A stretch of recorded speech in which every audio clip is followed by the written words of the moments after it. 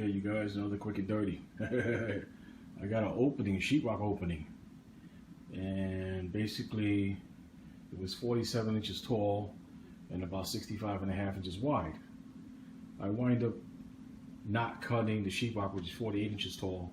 I just put it up in the opening and then cut the top over here a little bit, and I cut the top here. Then I got one extra piece I got to put in. They installed the washer box, a plumber.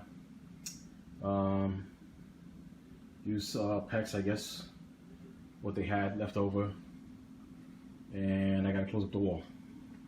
So let's see if we can give you a slightly better view. Okay, that is the opening right there. Basically the entire opening, 65.5 inches wide and 48 inches tall. Again, if you cut it in at 47, of course I had to smooth out the edges, take out any nails, any screws, so I can get my sheetrock in. Then I got to do that little piece on top there. There's my 65.5 inch by 48 inch piece. Okay, I'm going to put that in, and I also got to cut for that main shut off right there. I got to install that panel. So we'll get the sheetrock in, then we'll cut out for that door access panel.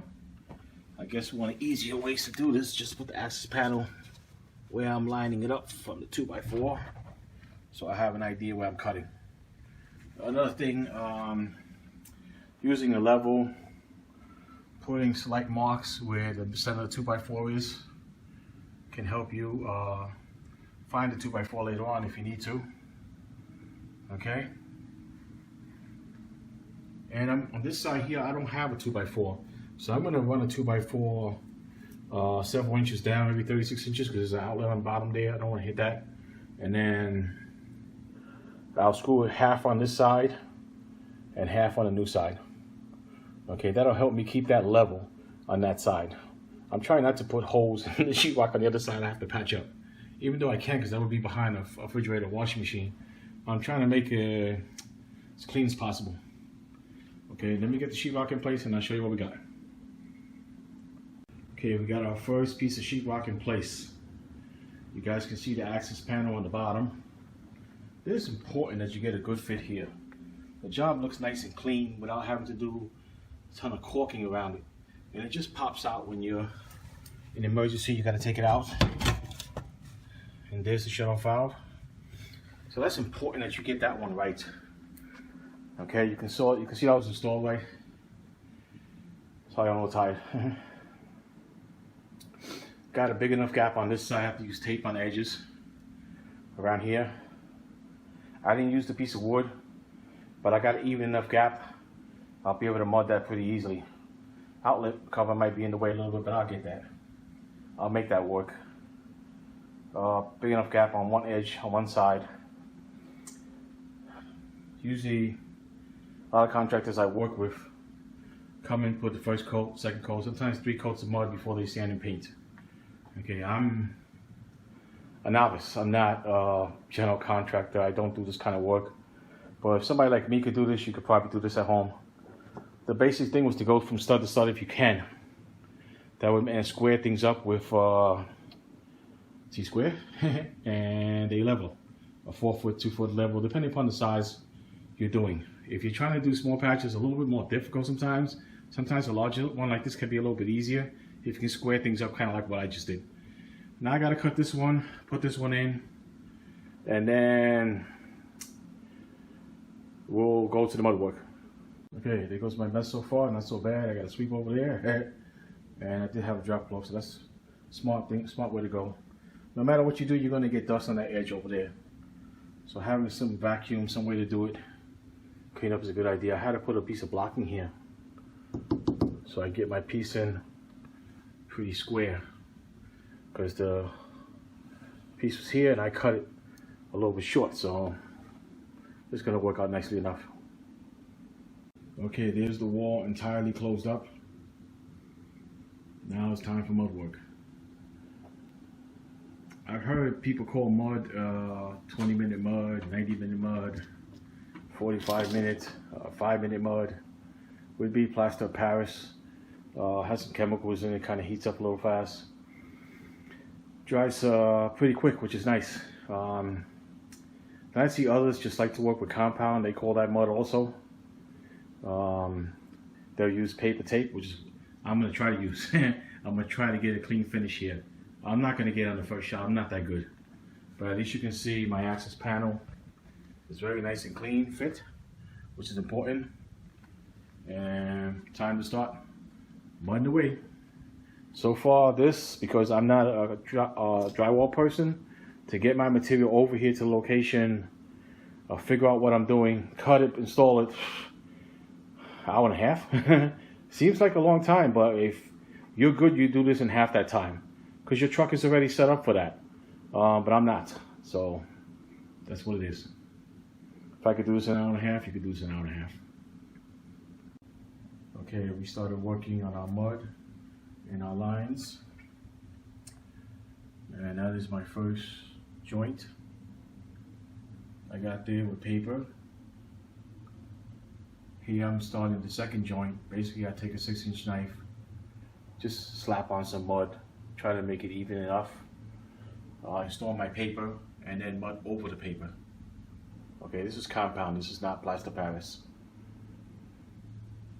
I believe this is the right way to tape the joint. Whoever knows better than me and wants to teach us, I'm good with that. So like I said in the beginning, I'm a novice. Okay, now I'm going to tape up the rest. Mud the first coat.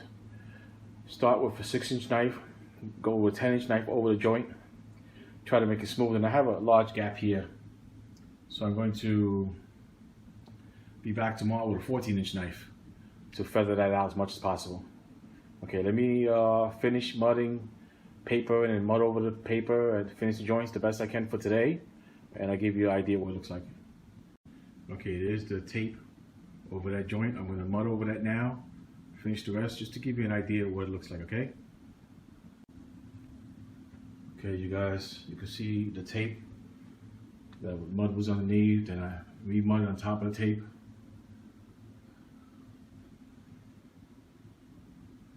Okay,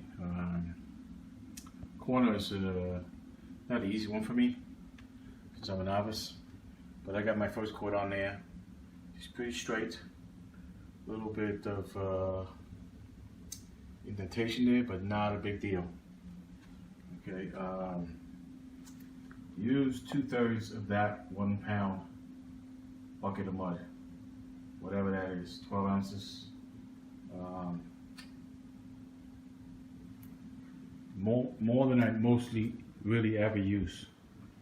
Okay, so you guys get an idea of the whole thing. Did the screws. Tomorrow I gotta come back with a 14-inch blade. But yeah, it's a little bit raunchy, but this is the norm for first coat when things are especially uneven. So I got some serious unevenness going on here. I'm not even worried about it. Once I do the second coat, this is gonna be much better. But I gotta get something to hold on so the joints don't fall apart. Trains shake here a lot. After I get the third coat on, I'll be able to sand, prime and paint, and it'll look pretty good. Probably use like 100 grit, some type of abrasive, sandpaper, whatever, to sand, try to rough the surface, try to get a finish similar to that up there. Like I said, I'm a novice. Half of you guys probably know better than me, but this is something a homeowner can attempt. Takes a little patience if you're not good at it like me. So about a half an hour to mud, hour and a half to get the sheetrock cut out, squared up, in place. So about 2 hours to get this far. Next day, another half an hour to put on second coat of mud. After that, it go really pretty fast. I put a third coat, might go 15 minutes, 10 minutes, and then prime and paint. Okay? I think you guys got the idea. Again, if you guys know better than me, you want to put in some input, tell me what I'm doing wrong, what works better for you, I'm good with that. Bye. Okay, last thing, job site should be clean. All your material should be removed. Too many contractors I see, wow. They leave a job site a mess. Dust all over the place, don't sweep up very well, don't use drop cloths. I mean, it gives you a bad reputation. Clean your site before you go, even though you're coming back. I'll be moving everything from the apartment, even though I got to come back tomorrow and put a second coat. And I swept up. Okay, you guys, I want to make this little audio to add to the last part of this video. These are proper steps for most people to get this job done.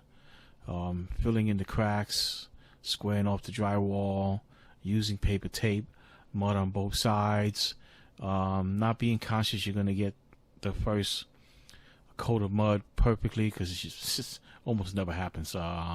Things have to line up. The stars have to line up. I do like the way this job came out. I apologize, I'm not priming and painting. You guys don't need to do that. The whole purpose was for you guys to understand that you guys can do a job similar to this.